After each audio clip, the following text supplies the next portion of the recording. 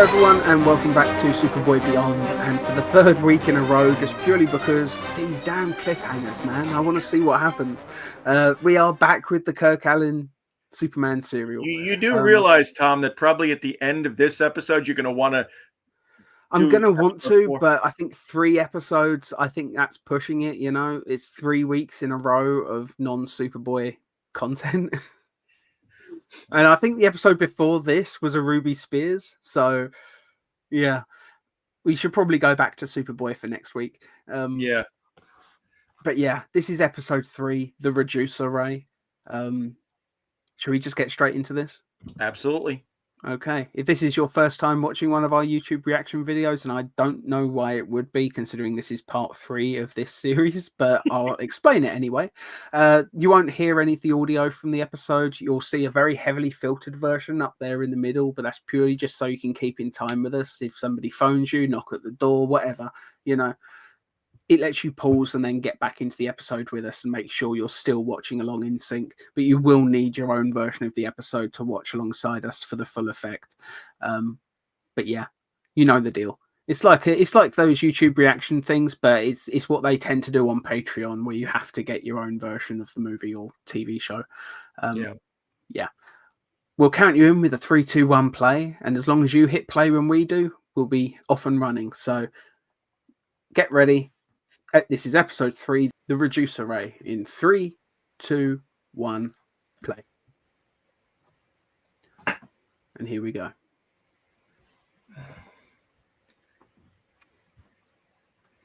Yeah, that artwork. Like, I wonder who it was at the production studio that actually did it. It's a shame they don't credit stuff like that really back then.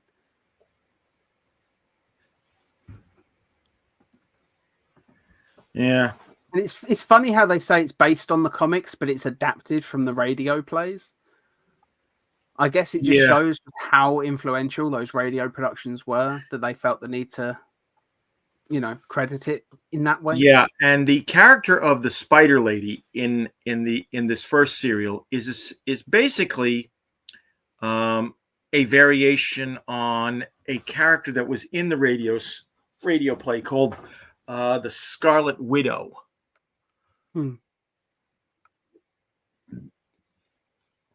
And I mean, of course, she was the character in the radio play was much older than Carol Foreman. I guess that must be why then. Maybe there was enough similarity there that they felt that they probably should give credit to the inspiration. Maybe whoever wrote the serials had that in mind when they did it. So, I mean, that radio play was so influential. So, and I believe it's all public domain now. So, if anybody does want to go back and listen to those radio things, I think they're just like listed on Apple Podcasts and they're all over the place. So, they're easy to find. I think the entire run of the radio show is on YouTube in places. Yeah, I mean, it's public domain. It makes sense. I don't know what the quality's like. I've actually listened to them. They're not that bad. They even have all the Kellogg's commercials. Yeah, I know. That was a cool shot. I liked how it turned to animation then as he broke through the cave wall. That was a really good use, and it was just quick enough that it was like you can tell it's animated, but it totally worked. That was really great. What a brilliant use of animation just then. And now he's carrying out 2 obvious dummies. By the way, they were sort of just dangling. Yeah, the part that I don't get is Lois walked through to get to these guys. Superman obviously goes through the same path that she does, and yet he's flying down. Yeah, maybe she fell down a shaft or something when the cave-in happened. I don't know. It was fine though.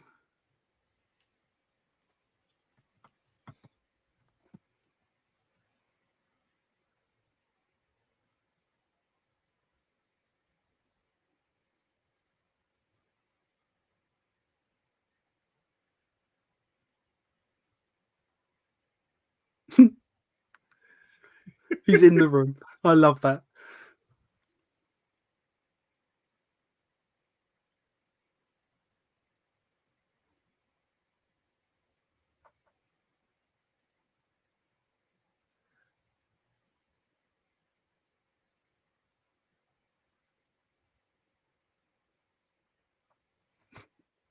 I love that. You know, he's been on the payroll for hours. I wonder if that means that Perry gave him the job technically before he even got the story. Just, I like that kid. I'm going to give him a job anyway. Yeah. I like that Perry as well. Like in this version, he's still moody. He's still sarcastic and that, but the way he smiles as they left the room. Yeah, he reminded me just a little bit of Lane Smith's Perry White. Just a little bit.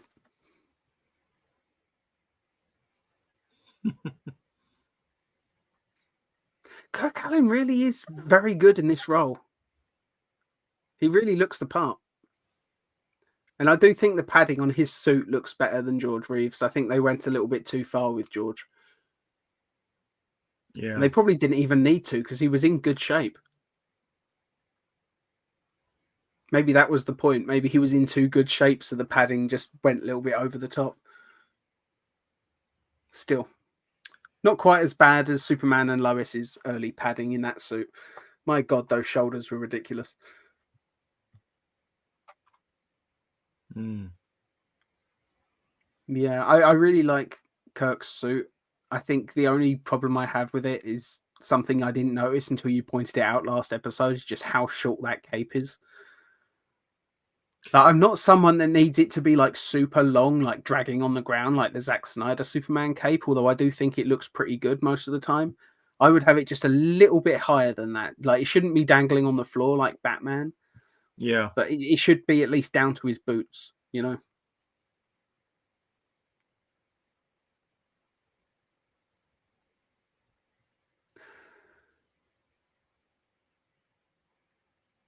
Interesting costume for the Spider Woman. I mean, she's just dressed in sort of like a classy dress, but then she's just got like a basic mask, but with like frilly bits around it. Is yeah. I did like the giant spider web in the background in her lair, though. That's going to come into play in future episodes. Is Superman going to get stuck to it? No, on that, but that's all I'm going to say. Okay. I was just trying to imagine what the cliffhanger would be. Will Superman be able to break free of the spider's web? Join us next time.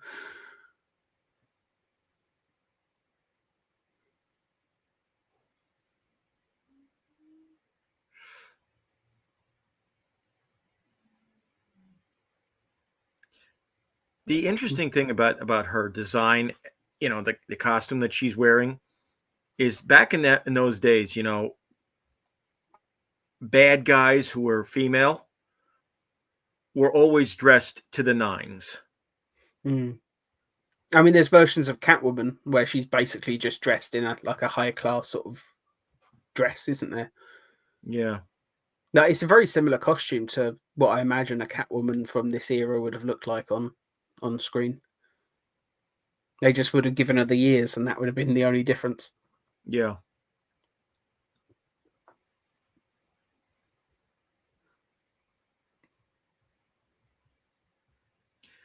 Yeah, again, those trunks are just way too high. Yeah.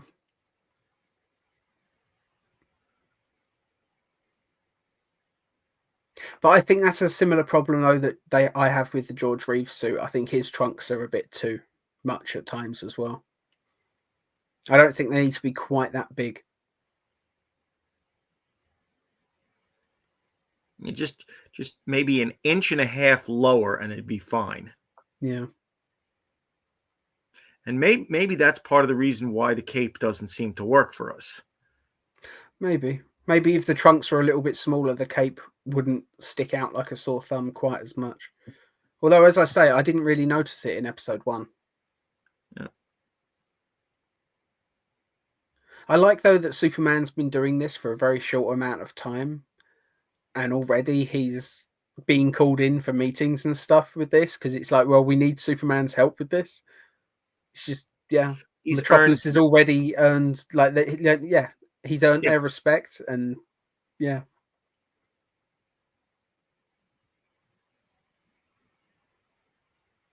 But yeah, those trunks are just ridiculous, aren't they? mm, Do they get any better in Superman versus Atom Man, or is it just exactly the same? it's the exact same costume. Oh, that's a shame. But there is one benefit to, that serial. That flying shot was great. He was Mm. far enough away from the camera, and then as he flew towards camera, it was just quick enough that you couldn't really tell it was animation. Yeah.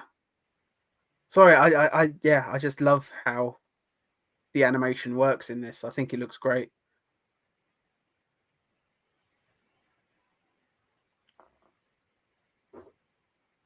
And of course, they do intersperse it with sequences of, close-up shots of him. Hmm. I did like as well when he took off that he actually said up, up and away. But the way they had Superman land just then, and then as you cut the actual footage of Kirk Alyn landing, it looked. I think that was that close-up shot again. Maybe, maybe not. It's hard to tell with black and white.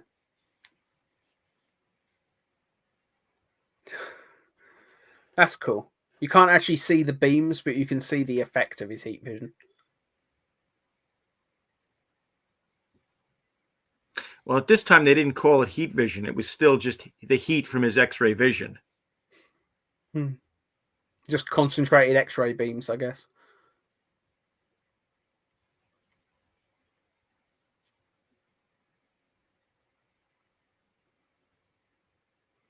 That flying shot didn't work quite as well for me, but it wasn't bad. Mm. That landing was better. But the editing on this, just the fact that they cut from the animated character to the real guy so quickly, like it just works. It just sells the effect. I almost wish that they'd done that a little bit more for Superman, and the Mole People. Was it Mole Men? I forget. Well, man. Mole Men.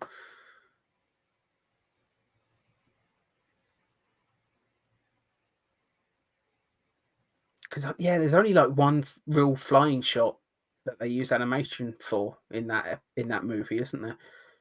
Mm. I kind of wish they'd had quite a few. I could have quite happily watched a load more because it works so well in this. And as far as I'm concerned, there's no difference between using 2D animation to fill in the gaps with visual effects.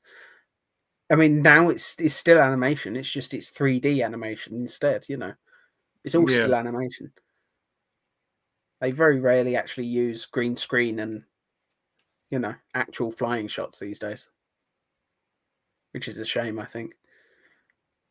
Although James Gunn seems to be doing a lot of actual like green screen flying shots, which is pretty cool.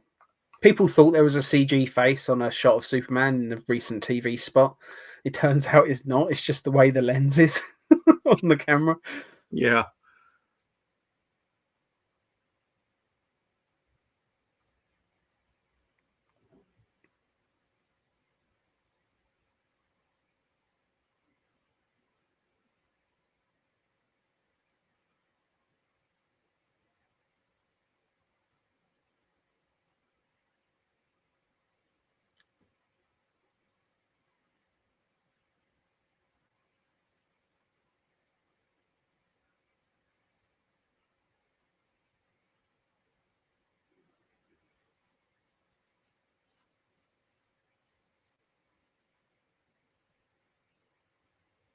I quite like the acting in this scene.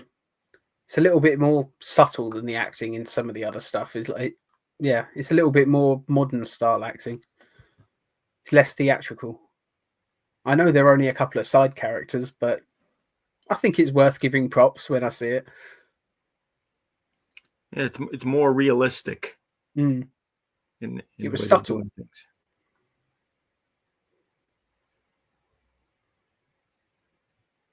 But I always appreciate when you have a side character that's only in it for a scene or two, but when they are, the acting is so good that you take notice. And he was obviously an older guy as well, the guy with the white hair.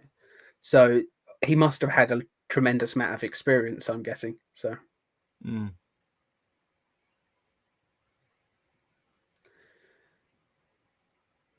And yeah, the actor playing Jimmy, I think he is doing a good job. I wish they hadn't put that hat on him. It makes him look so much older.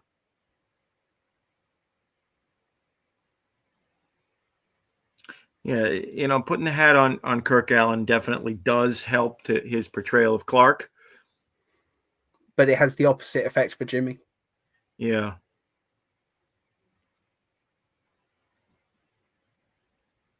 And the fact that the parts of it are turned up make him look goofy. Mm.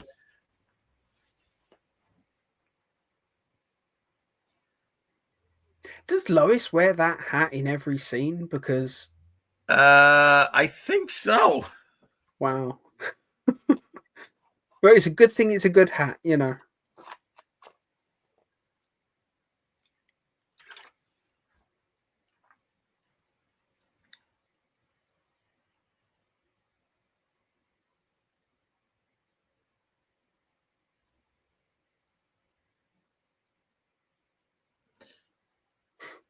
That Daily Planet sticker on the car does not look like it's staying on very well.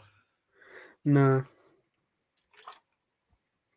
I love that Lois is still like using cheap tricks now to try and steal the story.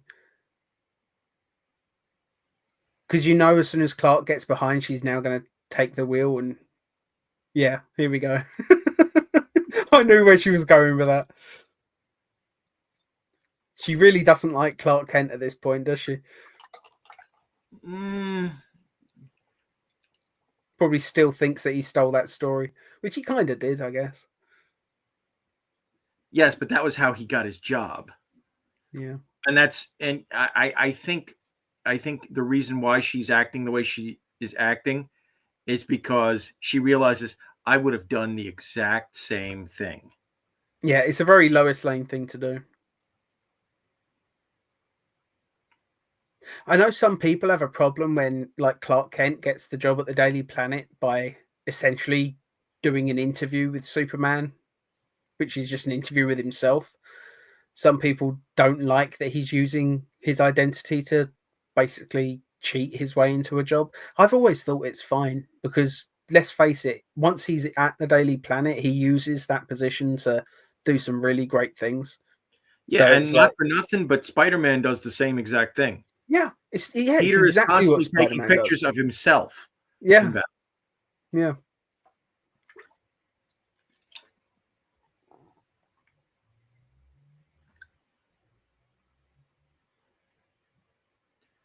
And I think you know what's in the box. Oh yeah, meteorite, and Clark is looking like he's not feeling well. First ever on-screen appearance of kryptonite, is it? Mm-hmm. Because I don't think kryptonite was in the Fleischer cartoons, was it? Nope. Yeah, first ever on-screen kryptonite. Clearly just a big piece of like glass or something with a light bulb under it, but totally works. And I like the way it reframes this scene to look slightly otherworldly as well. Like that extra light source. Yeah, it's got a very slight sort of 50s sci-fi look to it now. Yeah. And I'm not surprised he passed out because that is a fucking big chunk of kryptonite.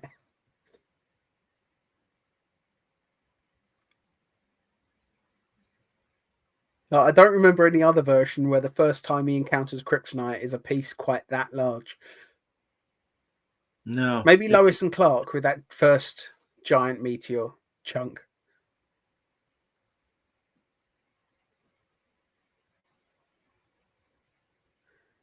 And it's funny how they still refer to it as a metal because you don't really see that as often these days. It's usually a crystal of some kind, isn't it? Yeah. But I always quite liked when it was a type of metal. So yeah, that was part 3. And it probably is a good place to stop, because as far as the cliffhangers go, I'm okay with stopping at this one. Like, it's a much more comfortable place to stop. We'll come back to this soon enough, I'm sure. But yeah, that was episode 3, The Reduced Survey, of Superman 1948. Absolutely Yep. fantastic. I thought that was a really solid episode. I Yeah, liked all the flying shots. Yeah. I would say this is just like the previous episode. This is an 8. Yeah, easily. The acting Definitely. is good. You know, Lois being a bit of a pain in the ass is not overstated. Yeah, it was good. Again, the nitpicks that we have, you know, the cape is too short and the trunks are too high. Yeah. I And think we're Jimmy just going to really have to needs to deal lose with that that, to hat. be honest. Yeah, Jimmy needs to lose the hat. And yeah, the problems with the costume, we're just going to have to put up with that, I think. You know, that we know they're not going to change the suit at any point. So if we keep focusing on it, we're just going to drive ourselves crazy, to be honest. Yeah. But yeah, really, really solid episode. I'm really loving the Kirk Alyn Superman. I didn't expect to like it this much. He's quickly becoming one of my favorites, which is, yeah, that surprises the hell out of me. I did not see that coming. Yeah, I mean, you know, he is the first live action Superman. Maybe he's not the best. No, Okay. I wouldn't say he's my favorite, but he's getting up there. Yeah. Yeah. But he's doing a solid job with the material he's got. And Definitely. you know, I think one of the things that he has going for him is that he was a dancer before becoming an actor. I didn't know that. Yep. But And then I don't know anything about him, so it's not surprising. yeah, and he's using that history of dance to help him with his portrayal. Yeah, he's got a great physicality to the role. Like some of the just the poses that he's doing, like even just when he's like posing and he's like getting ready to like look and use his X-ray vision or whatever. Like he sort of, yeah, he's getting good poses for the camera angles and stuff. His Yeah, landings are good with the flights. yeah, a Yeah. lot of the best acting that he's doing is subtle. You know, not to take it off subject for a second, but I'm going to get to my point. Actress Kristanna Loken, who played the Terminatrix in the third Terminator film, Yeah. she did not have a lot of dialogue, and she had said that, you know, in interviews, that what she did was she tried to, as she's doing things, you know, going into a room, you know, she would look at a mirror, or she'd do this or she'd do that. It was all just body language and subtlety, the way she's looking, and maybe the facial expression. He's doing the same exact thing here. You know, Yeah. when he's standing there in the suit and he's got his hands on his hips, you know, you see the power that he's exuding just by the way he's looking. You know, he doesn't smile a lot, but when he does, you know, you see that everything's going to be okay. You know, he's putting out, you know, the body language that is needed as Superman. You know, Yeah. I think George did it a lot better, you know, 3-4 years later. Yeah, I do Okay. think George improves on what Kirk Alyn is doing, but I really like Kirk Alyn in this. I think his Clark, I like the fact that his Clark is kind of smiley and "ah shucks" kind of thing. Like he's definitely got a sort of "ah shucks" type energy about him. But then when he's Superman, he's not over serious or anything like that. But when he's like getting ready to use his powers and stuff, like he's taking it completely seriously as an actor, and you can't ask for more than that, really. I think it's Yeah. just, yeah, I think he's doing an absolutely fantastic job. It's a shame, really, that people don't remember him particularly. You know, George Reeves kind of takes the spotlight a little bit.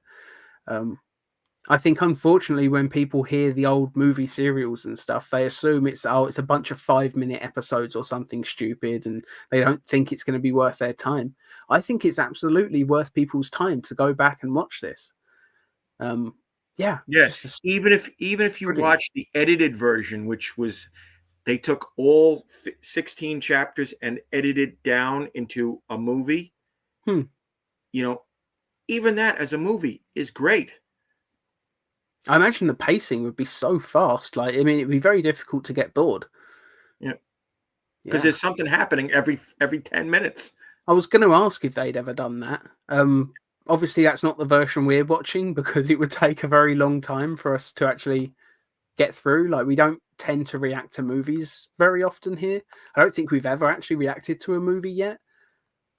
Closest we ever got to a movie was Superman and the Mole Men, You know what? which is That counts. I think it's not what we would call these days feature length, but I think it's close enough. mm, Um, yeah, we'll react to another movie at some point. I do kind of want to watch Supergirl again because it's been a long time since I've seen it, and I do have it on Blu-ray now. the theatrical cut or the extended international cut. It's the international cut. I think is the one I've got. I don't have the director's cut because it's so difficult to get hold of. There's actually 3 versions. I think the Yeah. director's cut is the longest, which is it's a shame that I can't get hold of it. But I don't think they've even released that version on Blu-ray. It's like a DVD only thing. So yeah, we'll probably watch the international version. Mm. But I want to watch that again just because I'm kind of a fan of Peter Cook. Like I just think he's a comic genius. Even if he wasn't able to really show what he can do in that movie, it's still fun watching him. Yeah, It's the he, same he situation as Richard Pryor. You hire one of these brilliant comedians and then don't really give him anything funny to do. but Peter Cook, he plays the smug jackass very well in that Oh film. yeah, but he plays that role brilliantly. Anyway, like I don't know if you have you ever seen Bedazzled, the original version? I have not. Oh, it's great. Like yeah, Peter He's Cook playing plays the the devil, devil. right? Yeah, he's the devil, and Dudley Moore is the Brendan Fraser character. Basically, completely different story, but it's just really funny. Like he's just going around, just kind of just he's a very mischievous devil, but he's yeah, it's tremendous fun. Maybe at some point, I don't think we'll react to it, but at some point, I'm gonna The have to watch first that time I again. ever saw Peter Cook doing comedy was his brief cameo in Princess Bride. Yeah, the marriage scene. Yeah, he's great in that. Yeah, it's just one of those classic moments, isn't it? Yeah. Uh, yeah. Anyway, we're really getting off topic. This is another 8 out of 10 this episode. Really solid. Thank you all so much for watching. We'll see you next week. Don't actually know what we'll be watching yet, but I'm guessing we're going to go back to Superboy for a bit. Maybe we can do the next comic book review for Superboy the Tie-in comic next week. That could be fun. It's been quite a while since we've done one of those. Yeah, what was the last issue we did? I think it was the one where Lex Luthor has like the sprinkler system with kryptonite attack like in it. That It's was like number the Lex and 6. Darla issue. Oh, yeah. Actually, it might have been the Legion episode, the Legion issue, the not Legion.